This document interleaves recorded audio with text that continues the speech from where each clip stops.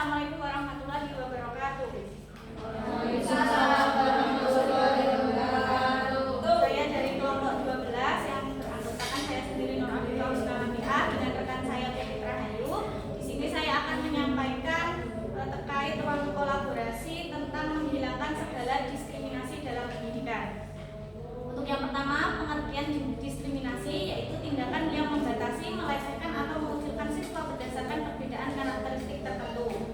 Diskriminasi dalam pendidikan dikategorikan sebagai bentuk pelanggaran hak asasi manusia karena pendidikan merupakan hak seluruh masyarakat tanpa terkecuali. Bentuk-bentuk diskriminasi seperti pembatasan fasilitas belajar mengajar untuk kelompok tertentu, kurangnya fasilitas untuk anak-anak disabilitas, pemberian hukuman berbasis ekonomi kepada siswa dan hukuman kekerasan. Yang terakhir, perlakuan yang tidak adil kepada siswa tertentu. Kemudian untuk fenomena diskriminasi di Indonesia, yaitu pada saat ini masih ditemukan adanya kasus diskriminasi pada siswa SD di Nias yang tidak mendapatkan pembelajaran, di mana guru tidak melaksanakan kegiatan pembelajaran. Hal tersebut merupakan contoh nyata dari adanya diskriminasi pendidikan yang dilakukan oleh pendidik. Saat ini pemerintah sudah mengatasi permasalahan tersebut dengan memberikan solusi pembangunan jembatan atau guru diberikan fasilitas seperti rumah di area sekolah karena kejadian tersebut dipengaruhi oleh fasilitas yang kurang memadai. Kemudian untuk faktor yang menyebabkan diskriminasi dalam pendidikan ada faktor geografis, faktor ekonomi, faktor sosial budaya, faktor struktural, faktor individual.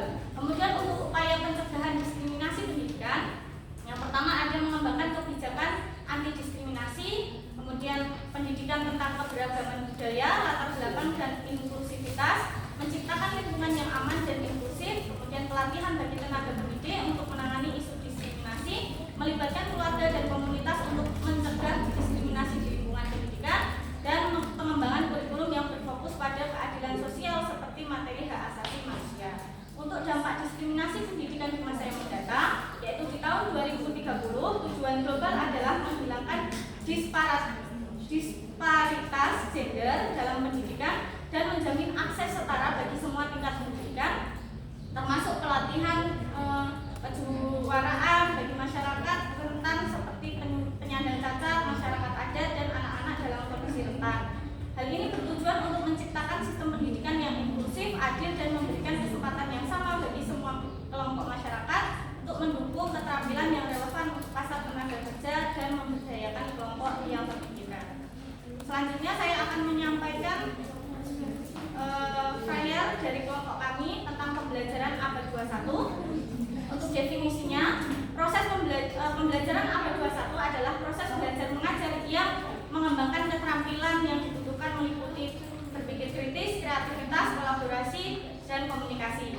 Pembelajaran abad 21 juga mendorong adanya SDGs dan keterampilan abad 21 yang diintegrasikan dalam model pembelajaran abad 21. Karakteristiknya adalah berpusat pada peserta didik, berbasis teknologi, adanya kolaboratif sehingga pembelajaran secara berkelompok, kemudian mengembangkan kemampuan abad 21 dan pendekatan inovatif pembelajaran. Untuk contoh dari pembelajaran abad 21, yang pertama, pembelajaran berbasis proyek, pembelajaran yang dilakukan dengan peserta didik saling kolaboratif, pembelajaran dilaksanakan dengan menggunakan teknologi untuk membangun pembelajaran yang interaktif.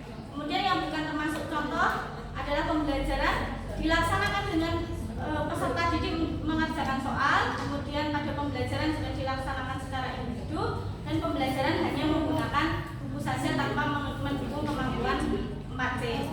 Yang selanjutnya adalah tentang SDGs, yaitu untuk definisinya serangkaian tujuan global untuk meningkatkan kesejahteraan masyarakat dan lingkungan hidup. Pada aspek tujuan keberlanjutan ini dilakukan untuk mengembangkan kemampuan dari setiap masyarakat yang ada sebuah negara. Kemudian untuk karakteristiknya sendiri yaitu berwawasan lingkungan, kesejahteraan hidup,